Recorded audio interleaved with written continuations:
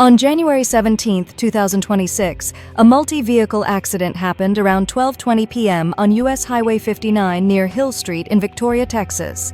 Authorities say a northbound Volvo semi-truck collided with a Toyota Sequoia, which then involved a Toyota Camry, a Ford F-150, and a 2020 Freightliner semi-truck.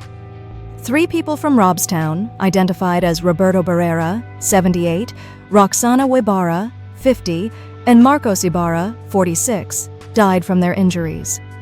4 others were hospitalized: Randall Saltink, 66, Melissa Saltink, 64, Augustine Ontiveros-Ramirez, 26, and Michael Stevens, 53.